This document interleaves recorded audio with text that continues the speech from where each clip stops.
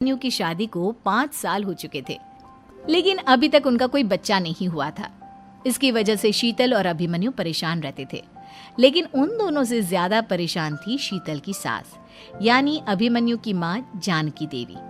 जानकी देवी चाहती थी कि जल्दी से जल्दी उनकी गोद में पोता या पोती आ जाए, और इसीलिए वो अपनी बहू शीतल को लेकर एक दिन हॉस्पिटल पहुंची। डॉक्टर मैडम, जरा ठीक से चेक करके बताइए ना।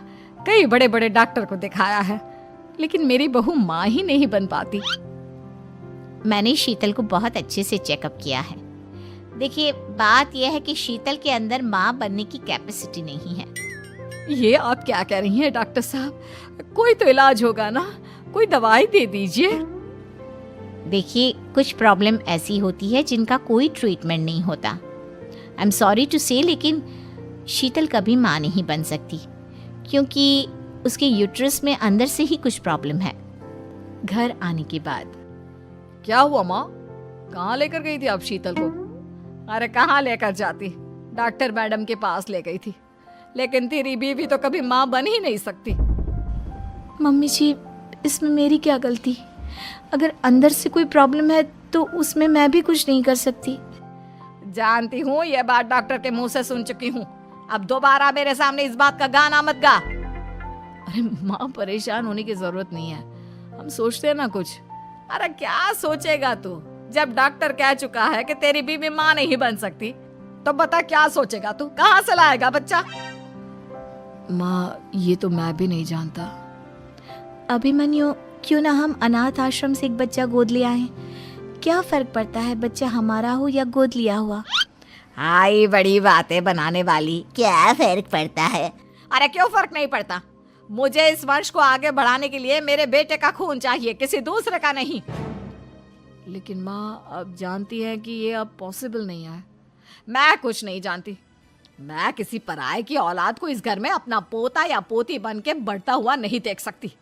मेरा वंश मेरे बेटे के खून से ही आगे बढ़ेगा। लेकिन मम्मी जी, ऐसा कैसे हो पाएगा? आप अच्छी तरह जानती है ना, मेरा और अभिमन्यु का बच्चा नहीं हो सकता। तो मैं अपने बेटे की दूसरी शादी करवाऊंगी, और अपनी दूसरी बीवी से ये मुझे बच्चा पैदा करके देगा। ये आप क्या कह रही हैं माँ? मैं किसी और से शादी नहीं करने वाला। मेरे रहते हुए आप अभिमन्यु की शादी किसी और से करवाएंगी? मम्मी जी, आप ऐसा कैसे कर सकती हैं? तू बस देखती जा बहू, मैं ऐसा कैसे कर सकती हूँ। कुछ दिनों के बाद, अभिमन्यु, मैंने तेरे लिए लड़की ढूंढ ली है। माँ, मैं आपको कितनी बार समझाऊं, मुझे किसी से शादी नहीं करनी है। पहले मेरी बात सुन। ये जो चमेली है ना, हमारे घर में काम करने आती है, वो तुझसे शादी करने के लिए तैयार है। मम्मी जी, आप अभिमन्यु की शादी एक नौकरानी के साथ करवाएंगी? वो इसलिए क्योंकि चमेली दिखने में बहुत खूबसूरत है, बच्चा भी सुंदर ही होगा।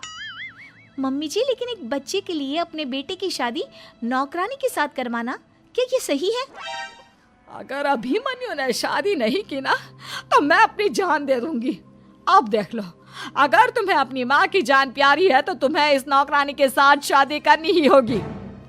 इस तरह जानकी देवी अपने बेटे अभिमन्यु की शादी नौकरानी चमेली के साथ करवा देती है। कुछ दिनों के बाद, नौकरानी से मालकिन बन के तो मजा आ गया। अब तो मैं इस घर की मालकिन हूँ।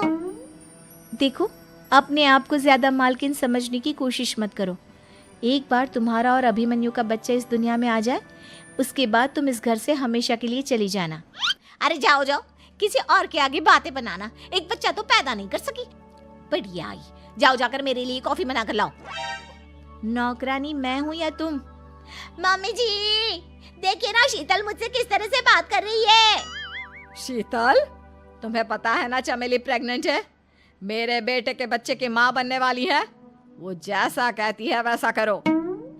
लेकिन मम्मी जी, वो मुझे नौकरों की तरह ट्रीट कर रही है। अरे तो करेगी ना, वैसे भी बहू तुम हो किस काम की? एक बच्चा तो पैदा नहीं कर सकती। जाओ अब घर के सारे काम करो और चमेली को आराम करने दो। थैंक यू मम्मी जी, भगवान आपका भला करे। आप नहीं होती तो मैं नौकरानी से महारानी कैसे बनती? देखो, तुम्हें जो चाहिए सब मिलेगा। खूब खाओ पियो, मजे की जिंदगी जियो। लेकिन बस मुझे एक बच्चा पैदा करके दे दो। कुछ दिनों के बाद, मम्मी, बच्चे के लिए आपने मेरी शादी चमेली के साथ करवा तो दी, लेकिन दिन और रात का चैन मिट गया है। सारा दिन शीतल और चमेली की बहस चलती रहती है। अब शीतल को इस घर में रखने से क्या होगा? मैं तो कहती हूँ उसे घर से निकाल दो, है भी किस काम की। मैं ऐसा नहीं कर सकता माँ, वो मेरी पत्नी है, उससे बहुत प्यार करता हूँ मैं। तुम्हारी पत्नी चमेली है, चमेली, उससे प्यार करो। अरे तुम्हारे बच्चे को जन्म देने वाली है वो। अभिमन्यु, मैं खुद ही इस घर से चली जाती हूँ। वैसे भी अपने ही घर में नौकरों की तरह रहकर परेशान हो चुकी हूँ। घर की नौकरानी मेरे ऊपर हुक्म चलाती है, वो तुम्हारी पत्नी बन चुकी है। अब मेरा इस घर में क्या काम? अभिमन्यु के बार बार रोकने पर भी शीतल उस घर से चली जाती है। कुछ दिनों के बाद चमेली एक बच्चे को जन्म देती है। भगवान ने मेरी सुन ली, मेरे बेटे का घर भर गया, उसका अपना बच्चा इस दुनिया में आ गया। मम्मी जी, बच्चे को हाथ लगाने से पहले मेरी एक शर्त तो सुन लो। तुम कहना क्या चाहती हो चमेली? आपकी मम्मी को बहुत शौक था ना अपने पोते को खिलाने का। अब देखो, इस दुनिया में हर चीज की कोई ना कोई कीमत तो होती है। तुम अपनी आधी प्रॉपर्टी मेरे नाम कर दो, बच्चा तुम्हारे नाम। अरे लेकिन मैंने अपने बेटे से तुम्हारी शादी करवाई है, अब ये सौदेबाजी कहाँ से आ गई? जो औरत अपनी बहू को घर से निकाल कर एक नौकरानी के साथ अपने बेटे की शादी करवा दे, वो तो सौदेबाजी कर ही सकती है ना। उसका कैसे भरोसा कर सकते हैं? मुझे बस आप लोगों की प्रॉपर्टी चाहिए, उसके बाद ही बच्चे को आप हाथ लगा सकते हैं। मैंने कहा था ना मम्मी, आप गलत कर रही हैं। देखिए, उसका नतीजा आपके सामने है। जब शीतल को पता चलता है कि अभिमन्यु और चमेली का बच्चा दुनिया में आ गया है, तो वो अपने घर पहुंचती है। अभिमन्यु, कहाँ है आपका बच्चा? क्या मैं उसे देख सकती हूँ? कुछ भी मत पूछो शीतल, माँ की हुई एक गलती हम लोगों पर भारी पड़ रही है। वो नौकरानी अपनी औकात पर आ गई है और अब हमसे अपनी आधी प्रॉपर्टी मांग रही है, वो भी बच्चे के बदले में। एक बात कहूँ अभिमन्यु, आप उससे कुछ भी देने से मना कर दो। अरे कैसी बात कर रही हो? मेरे बेटे की औलाद है उसके पास, ऐसे कैसे मना कर दे? मम्मी जी, वो अभिमन्यु का बच्चा नहीं है, वो चमेली और उसके बॉयफ्रेंड का बच्चा है। ये तुम क्या कह रही हो शीतल? ये देखिए वीडियो, चमेली और उसका बॉयफ्रेंड आपस में बातें कर रहे हैं कि उन दोनों ने मिलकर आपको बेवकूफ़ बनाया है और अब इस बच्चे के बदले आपसे प्रॉपर्टी भी हड़प लेंगे। हे भगवान, ये मुझसे क्या हो गया? ना तो बच्चा मिला और अपने बेटे की नौकरानी के साथ शादी करवा दी सो अलग। अब क्या होगा? मुझे माफ़ कर दो शीतल, मेरी वजह से तुम्हें बहुत तकलीफ हुई है। अभिमन्यु, मैंने कहा ना, उस नौकरानी को उसके बच्चे सहित इस घर से बाहर निकाल दो। लगता है मेरे अभिमन्यु का बाप बनने का सपना अधूरा ही रह जाएगा। अभिमन्यु, अपनी मम्मी से कहो कि परेशान ना हो। आपको याद है, एक बार हम एक IVF सेंटर गए थे, मैंने फिर से वहाँ जाकर बात की थी और आपको पता है, इस बार मैं प्रेग्नेंट हूँ, क्योंकि हमने वहाँ पर प्रोसीजर करवाया था जिसकी वजह से मैं प्रेग्नेंट हो गई थी। और इस बात का पता मुझे बस कुछ महीने पहले ही लगा है। हमारा बच्चा इस दुनिया में आने वाला है अभिमन्यु।